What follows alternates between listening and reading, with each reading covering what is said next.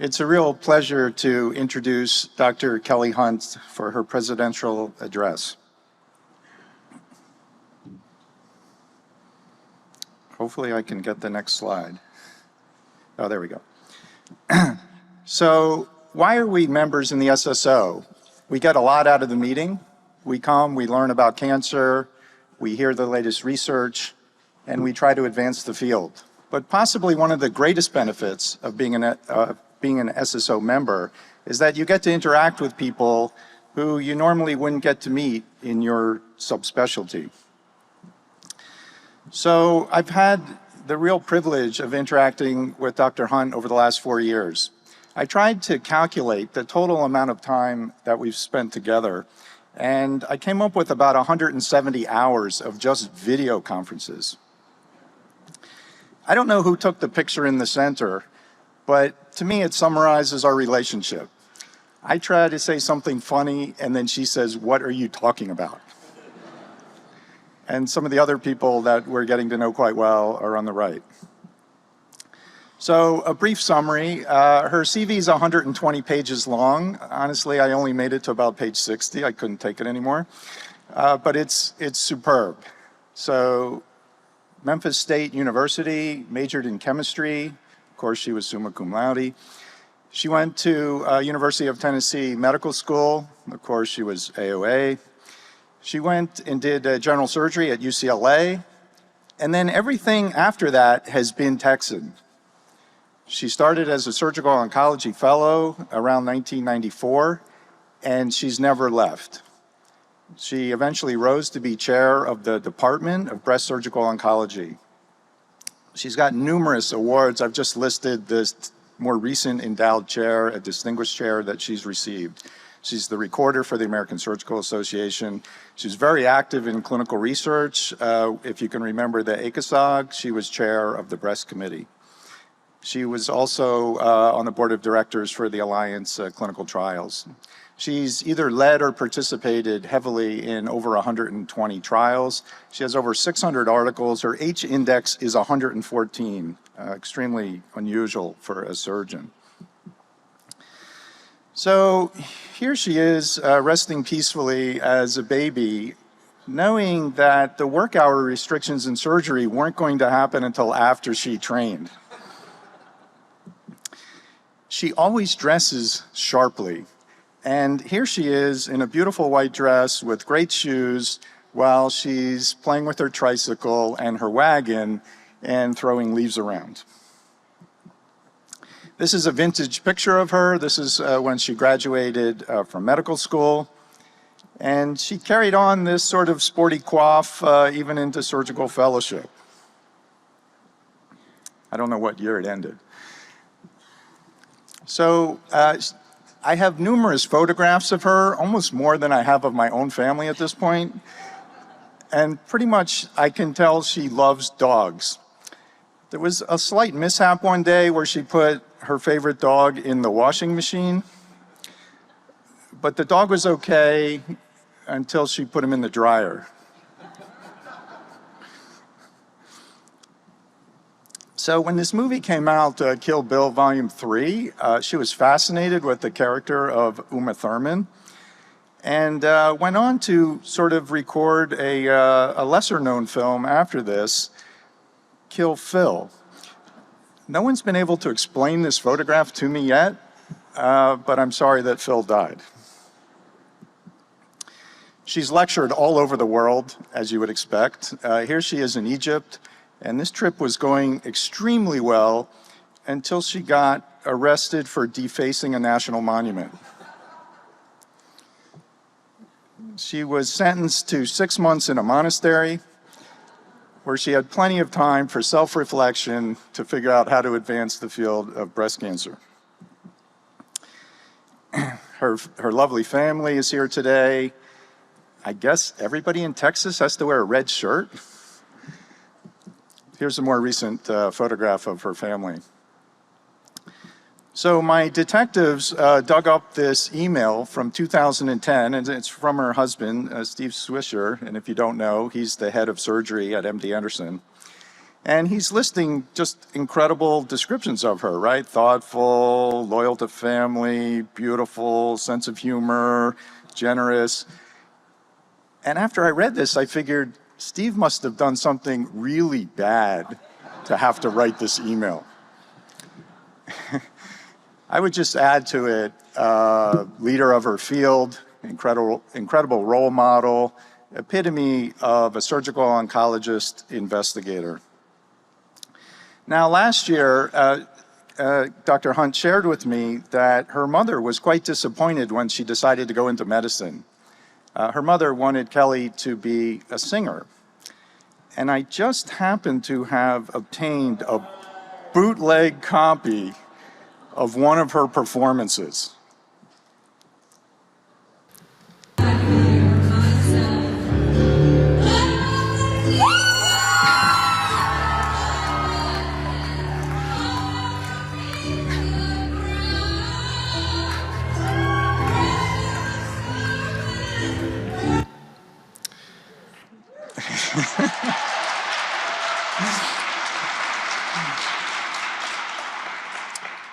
You too can have a full-length version of this song with a small contribution to the SSO.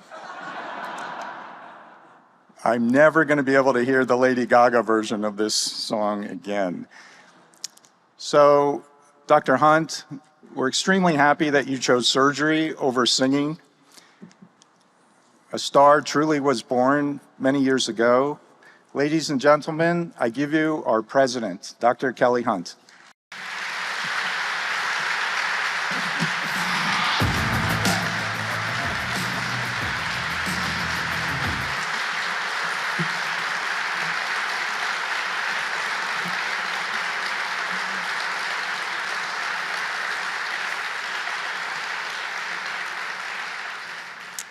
Thank you very much for that, Ron. Yeah, I knew I was in trouble when I started getting cryptic messages from my daughter and my husband and everyone saying, you know, there's these people from the SSO and they want photos of you and they want embarrassing photos. So it's been a great pleasure this year to serve as SSO president. And you know, in putting this address together, I wanted to talk about some of my own my journey. Ron shared some of that with you, not all of it accurate, but I also wanted to tell you some of my thoughts about our field of surgical oncology and what I see as the future and our needs in terms of leadership, mentorship, and collaboration. These are my disclosures, but I won't be discussing any of these relationships today. So if you'll let me just talk a little bit about my personal journey. Ron showed you some of the baby photos. I grew up in Montana, and you know, now I'm in Texas. It's really cold in Montana, I'm telling you, so I'm happy to be in Texas. You know, fast forward to where I went to college, you know, my brother and I were the first in our family to go to college. My mother really wanted to go to college, but she wasn't able to. Her parents wouldn't let her go. Didn't think it was really appropriate for some reason for a girl from her family to go to college. So she raised 4 children and really instilled in us that if we wanted to do anything, we could. We didn't have to, there were no real specifications for what we needed to do. So I ended up going to college. I love science, so I was a chemistry major, as Ron mentioned. And, you know, I really especially liked physical chemistry and all the projects and the problems and the labs and all of that. But, you know, I went to office hours one day and visited one of my professors to ask about a specific project we were working on, and he was very frustrated with me. And he said, you know, what are you even doing here? You're just going to get married, have kids, and then you're never going to do anything. So, you know, it was kind of disappointing. I felt like I wasn't sure which direction to take at that point. And so, fortunately, I had another professor in chemistry who was a little bit more progressive, and he took me under his wing showed me about, research and got me really excited. He was a little disappointed when I told him I was going to go to medical school and not go to do my PhD in chemistry. But so I went to University of Tennessee in Memphis, which was a great medical school. I got amazing training, and I enjoyed all my rotations. I wasn't sure what I wanted to do. And actually, I was applying for pediatrics and med peds and surgery and anesthesia and all these things. And finally, I rotated with Irvin Fleming, who was a surgical oncologist in Memphis. And he was, I thought, the most amazing clinician, the most amazing surgeon, and also just an incredible human being. And I said, that is what I want to do. That's what I want to be. So he inspired me, to go into surgery and surgical oncology specifically. But, in Memphis, there weren't really very many women in surgery at all. And one of the professors that I rotated with said one day when we were in the room with a patient, there's two places women should not be. One is in the operating room and the other is on the golf course. So I had to think really hard about it again. This is like, should I go? Should I do this? Is it okay?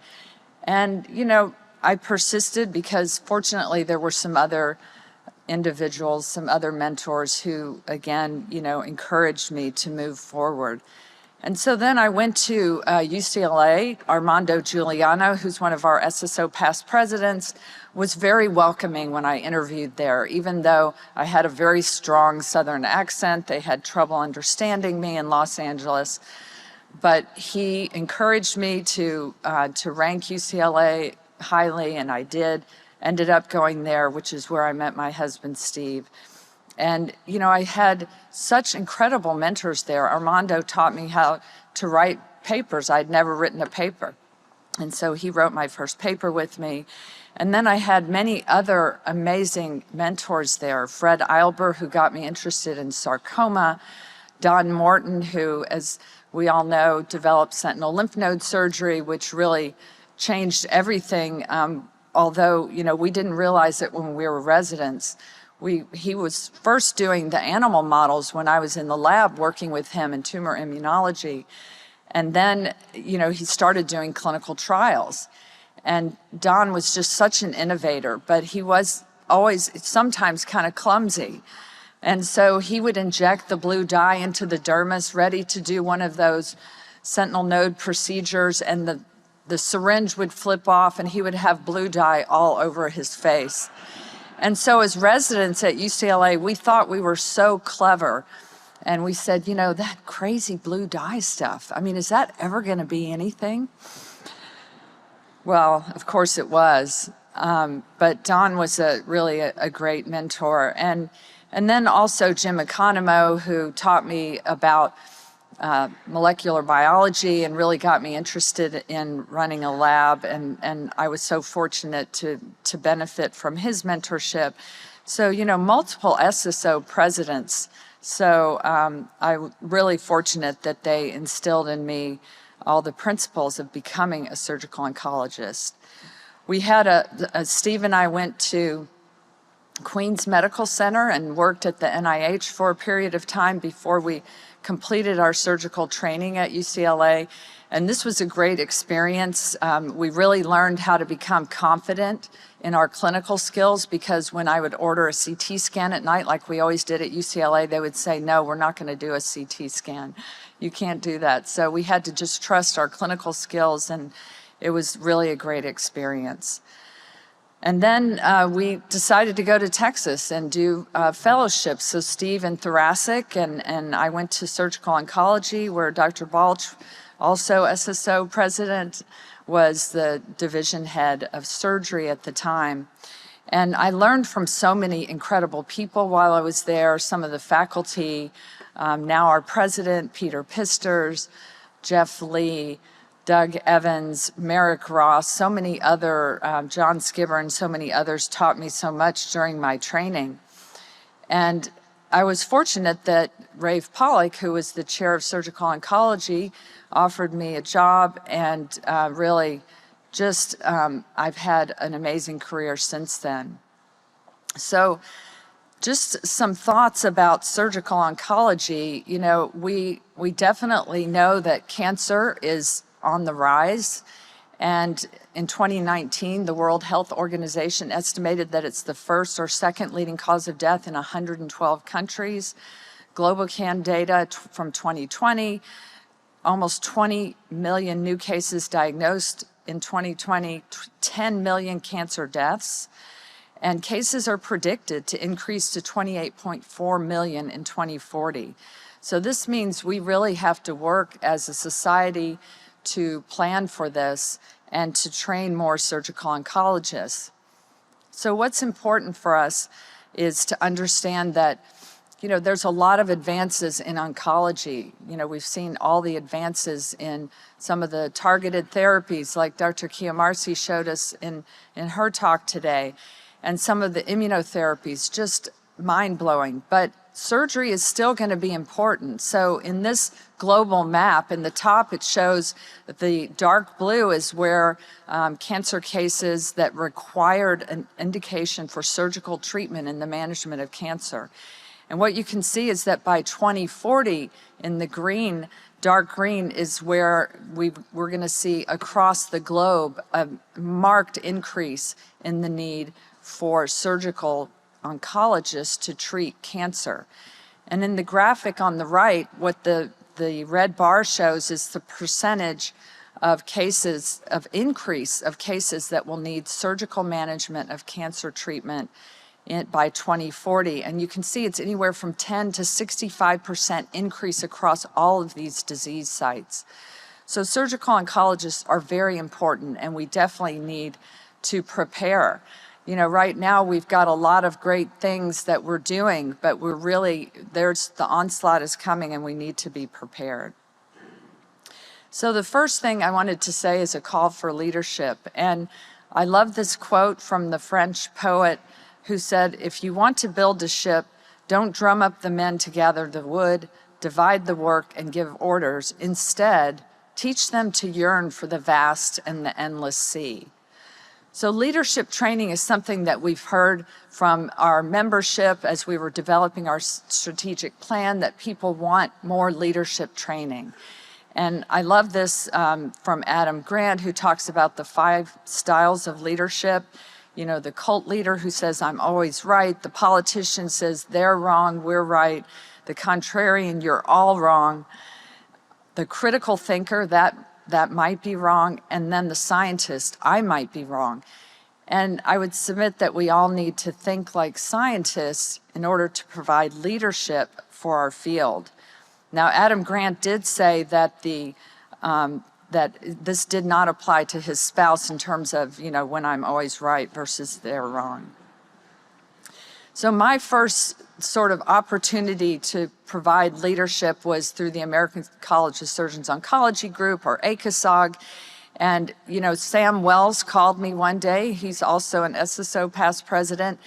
And just out of the blue, he said, "You know, Merrick Ross said I should call you and ask if you want to be the chair of the breast committee for ACOSOG." I had no idea what that entailed. Armando Giuliano was the chair at the time, and they said, "Well, come visit." It was at Duke. The central office was at Duke. "Come visit, see what the operations is all about, see if you're interested." And so, you know, long story short, I did take the job, and I did help to lead some and complete some of these really important and practice-changing trials.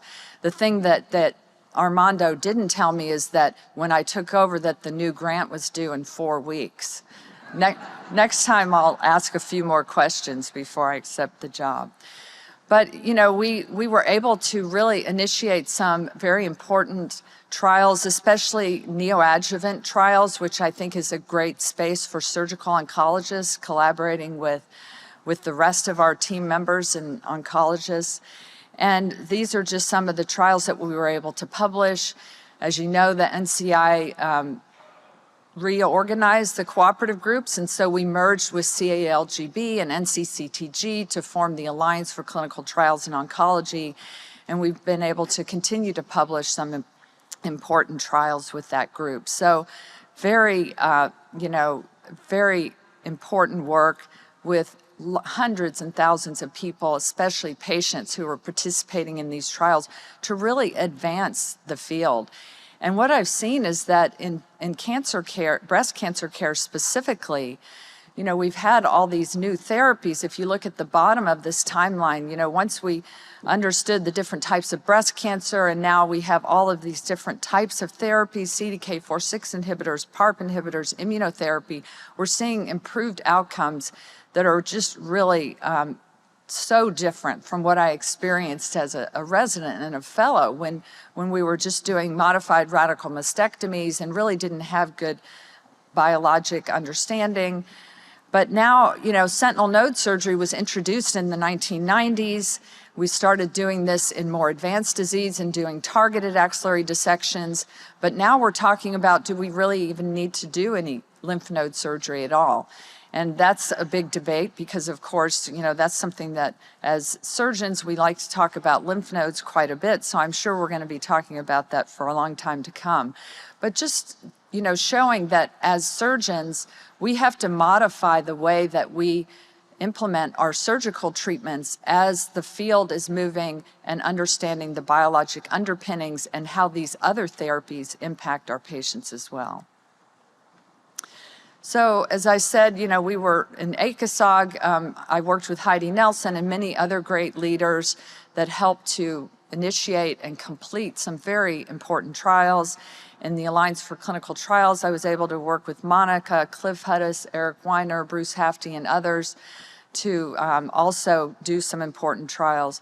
But one of the things that we did in the Alliance was, in order to understand surgical quality as part of clinical trials, Heidi Nelson and others initiated what was called the American College of Surgeons Cancer Research Program.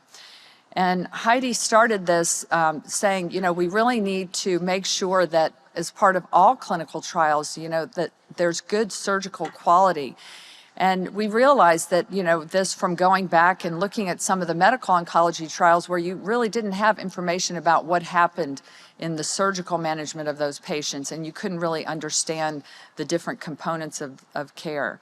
So Heidi had this brainchild, and we started these different committees, Cancer Care Standards Development. She later went back to Mayo to be chair of surgery, and I took over the program and got to work with all of these amazing people. And also collaborate with all of the other cancer programs at the college.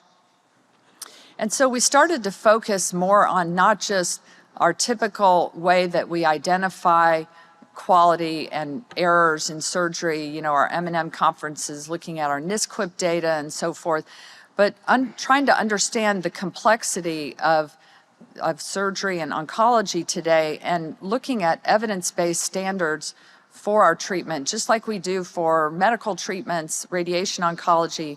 We realized that there was not a good process for surgical procedures, understanding the technical components that we know have impact on surgical outcomes. It was more like, this is how I do it and show you how I do it. But what really impacts the outcomes for patients?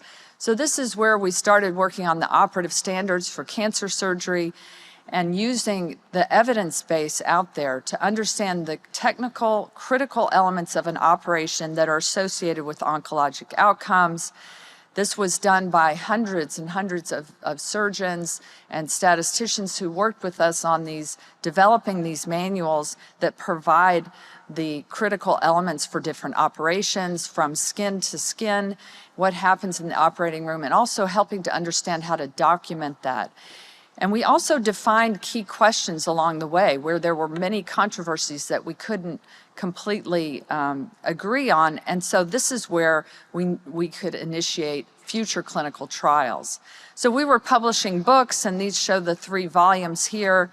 But we also started working with the Commission on Cancer to put these critical elements of different operations into synoptic reports that can be added to the surgeon's operative record so that all of our colleagues, medical oncologists, radiation oncologists, and others who look at our operative report can understand what we did and whether we followed these specific standards.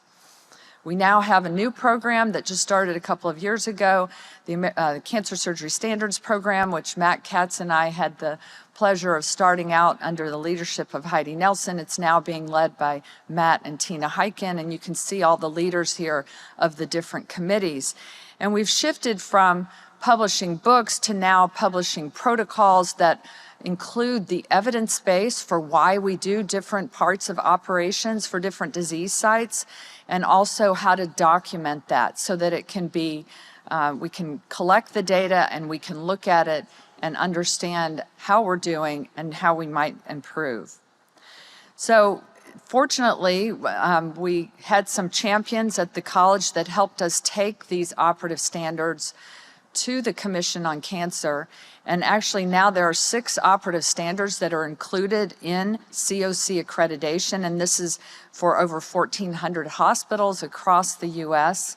And I'm sure you've all heard about this from your cancer liaisons and at your institutions, and we're all trying to disseminate and implement these operative standards for different cancers, and we're hoping to be able to do this for many cancers in the future. So now to transition from some of my leadership opportunities to mentorship, because as I've mentioned several times, that's been really critically important to me along the way. And, you know, I've had a lot of incredible mentors. I can't even possibly mention everybody today, but I've also had some that, you know, like that chemistry professor in the very beginning that I went to, who gave me such a bad feeling that, you know, I like this quote from Suzanne Coven. She published this recently in the New England Journal. If you leave a mentor feeling like your possibilities have narrowed rather than broadened, you know you've got the wrong mentor. So there's actually a lot of science in mentorship, and this is just a publication from the National Academy of Sciences about the science of effective mentorship in STEM specifically. And, you know, it's an evolution. I mean, there are a lot of different components. On the right side, you know, what you have to establish trust between the mentor and the mentee. The mentor often helps with skills development once the mentee identifies skills that they want to work on. You empower them. I mean, that's a critical part of this. And then there's mutual growth. And often, you know, we'll see that as you mentor someone, that your mentee may turn around and mentor you later, as has happened with me with many of my mentees.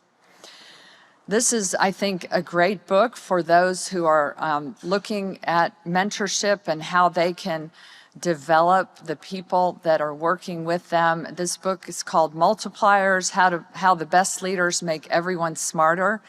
And these are the 5 disciplines of the multiplier.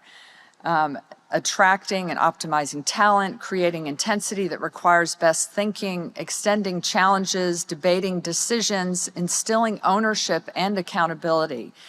And on the chart there, you see there's diminishers and what diminishers do. And this was really eye-opening for me to see, you know, that sometimes I'm a diminisher. I need to look to the other side and see how I can be a multiplier. So one of the first forays into mentorship for me was at MD Anderson was developing a clinical trials course for junior faculty and fellows. And Wan Ki Hong, who was the chief of cancer medicine, I told him I was interested in doing this from my experience in working in ACOSOG and Alliance.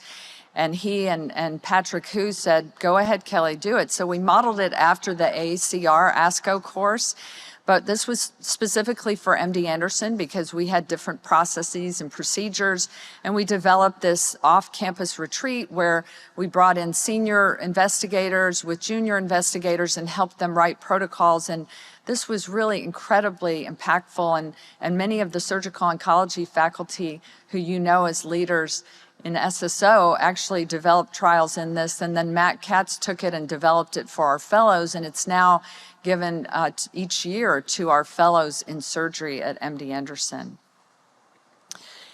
SSO is very involved in mentorship, and this is as part of our strategic plan. We were really excited to start this year the Career Catalyst Mentorship Program. This is giving opportunities for people who are mid-career looking for leadership opportunities in many different focus areas. And this year we were so fortunate to have three individuals, Peter Pisters, who's my president, Tom Aloya, and Martha Zeiger, to talk about different paths that they've taken, their leadership journeys, and helping to inspire the next generation of leaders. And this is our inaugural class of mentees, and they each have a mentor, and I'm really excited. I went to their session the other day where they talked about what they want to get out of the program and what they see short-term and long-term, and what it can also mean to the Society of Surgical Oncology in our field. And I'm really very excited to see, after they've had this experience, their experience this year. Mentorship is also important to me in terms of education of our fellows. I have the opportunity to work with both breast surgical oncology fellows and surgical oncology fellows, and this shows those that will be graduating this year from both departments. And these people teach me a lot every day, and they take care of everything for me, so I'm really indebted to them. And it was really great yesterday when we had the opening session to see many of them sitting there in the front row, cheering us on. So finally, the last thing I wanted to do is talk about collaboration. And, Peter, in your talk yesterday, which I really enjoyed, hearing about your leadership journey, you talked about surgeons and teams, and we all know that we work in teams. But more than ever, we need to collaborate. I think that in the past, it was very important for us to be maybe recognized individually for what we had accomplished, but truly we can accomplish so much more when we work together.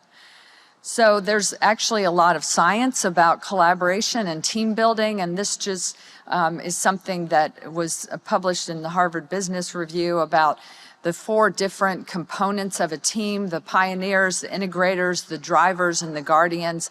And I think it's really interesting, if you read this, to see how the different team members interact. You can't have all of one different type of team member. You need all of these different types, and you need to understand where everybody's coming from so that you can interact and really collaborate and accomplish your goals. And so one great example of this from my own department is Scott Alpert started the Texas Biodesign program at MD Anderson, and he patterned this from the Stanford Biodesign program. And this, collaborating with people at UT in Austin, and looking for people from the business school, from the other, engineering school and others, to build teams to collaborate, and giving clinicians the opportunity to work across these different disciplines with teams, telling them the clinical problems. And I've seen what comes out of this program. It's amazing. These are just a few of the projects that have been worked on and the teams that have been involved in that. One is an RVU calculator, where we're trying to give credit for the members of our departments who maybe do a lot of clinical work and some teaching. Maybe they don't publish as much, but they do other things, and trying to figure out how to really give credit for everyone and really celebrate what everyone brings to the team. We also had worked on this medicine, which is an app to help onboard nurse practitioners and PAs who are new to our department. And then in the bottom, Nina Tamarisa, who's one of our surgeons, has been working on this OmniSense surgical retractor with all of these different team members from biomedical engineering and others to try to bring this product to us as breast surgeons. And this is just sort of the life cycle of how all that works, and working with external partners, getting seed funding, working with the other aspects of innovation at our institution and our Ideas Lab, patient advocates and others, to really see these projects happen. So SSO also has many, many collaborations, and the development of our strategic plan, which has the 4 pillars I know you've all seen, was introduced by our President Sandra Wong last year. This required a lot of collaboration across the organization to develop this strategic plan, and we've already been able to accomplish so much this year by working with teams. These are our collaborators across different organizations, many of them here today, and also our global partners. I had the opportunity to visit many of these partner organizations at their meetings this year, and it's really been great seeing all of the things that they're doing. We're learning from each other and trying to solve that global problem that we're all facing in terms of the increased number of cancer patients. So a little bit toward the future, I just want to talk about one more thing that I've been able to enjoy over the last 10 years, which is the opportunity to create a Department of Breast Surgical Oncology at MD Anderson. We used to be part of the Department of Surgical Oncology as a section, and after talking to a lot of different people and twisting a lot of arms, we were able to finally get our own department. And this is one of our inaugural photo here. And this is a more recent photo of our faculty, Scott Alpert, who's our administrator, Jason Love, who helps run our research program, and Dr. Hannah Wingate, who helps with writing grants and papers and everything. She's totally amazing. On the right is all the different focus areas that we have. We realize that we need many different people with different talents in order to serve our patients.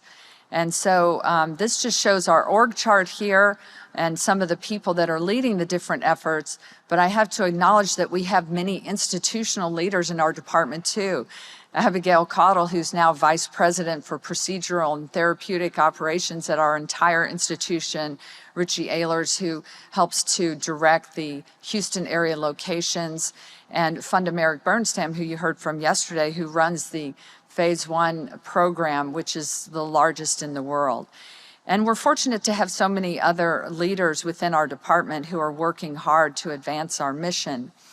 We have network expansion. We have 4 different Houston area locations, and I just have the photos of the surgeons who are working in those locations around Houston.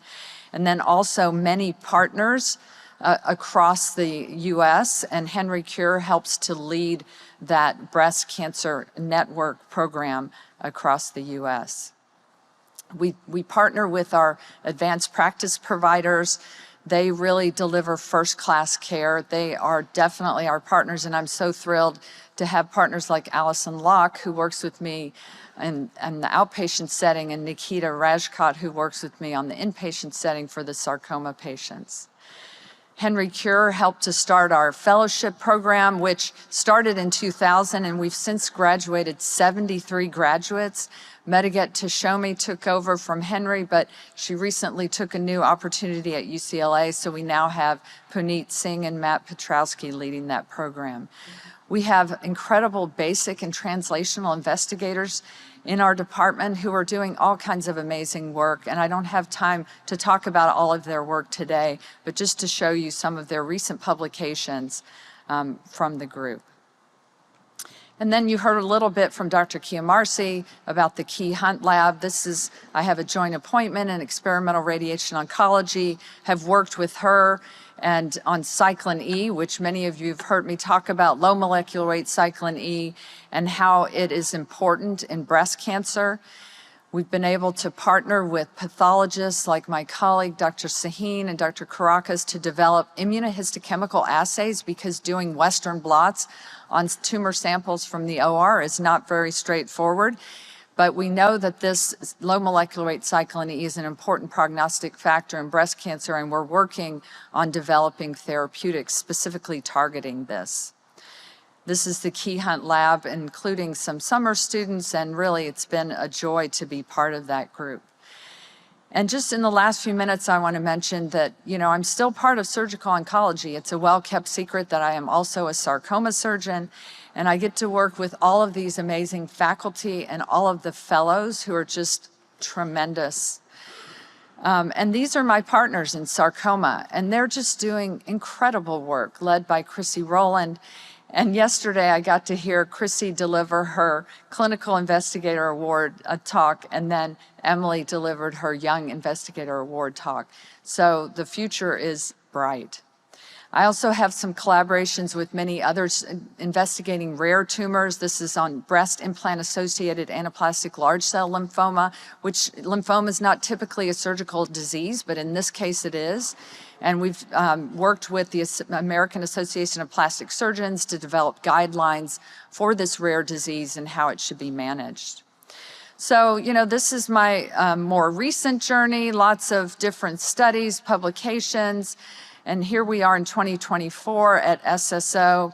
There were a lot of detours along the way, a lot of stop signs and things where I hesitated, but I'm glad that I persisted because it's been just an incredible experience to serve the organization and work with all of you. I do want to say a few more things about physician leadership. I'm still learning, and I like, Peter, hearing your talk yesterday about how you're still learning in your leadership journey. But I tell you this, I was, as Ron said, I was AOA as a medical student, and I get this journal, Pharos, or magazine, often, and I read it, and they have the most amazing thing on physician leadership. I would encourage all of you to look at this. And then finally, to think about, your own personal journey and what's your purpose, because I think that is really important for us to understand, to help us reach our goals, to be happy. Progress without purpose is empty. Achievement without impact is fleeting. And all of you have probably heard Simon Sinek talk about that many of us know what we do and how we do it, but don't always know why we do it. And so we have a board out by the registration desk where you can write down what's your why. And then also to understand your purpose in life. This is a great book that I've read and I've given to my faculty to understand how you can find happiness in your career, happiness in your relationships, and most importantly, to stay out of jail. The patients that we serve, the people we serve are amazing. And these are just a few of the photos. Not everyone is still with us, and it's really hard to see that. But I love getting Christmas cards from them. And then on the far right, this gentleman who's skiing, he sent me, I took care of him a few years ago for a gastric cyst, and he had a very rare mutation, was interested in funding research. So I introduced him to Ron DiMatteo and some others. He started this group, and this is a publication that they just had looking at different mutations in GIST, and they're developing a drug specifically for these mutations. And I was so happy that he sent me that he just had a new baby and sent me the baby photo there. So these are the things that really drive us all. And of course, my family, my husband, Steve, who's been such a great partner. My children, Chris and Shannon, they're just the joys of my life. The adventures have been amazing. We've had so many great adventures. The dogs, love the dogs. And then my MD Anderson family, medical oncologists, radiation oncologists, pathologists that we've all grown up together. And finally, I do have to say, Dr. Clark and her team put together just an amazing program. Thank you, Dr. Clark. Thank you to all the SSO staff. They're working so hard to serve all of you because they believe in what we do and they believe in us. And thank you to the executive committee who've worked so hard this year and put up with those many hours of Zoom meetings, as Ron mentioned. So I want to just leave you with this last quote. Never lose sight of the fact that the most important yardstick of your success will be how you treat other people, your family, friends, and coworkers, and even strangers you meet along the way. Thank you very much for the privilege of serving as the SSO president.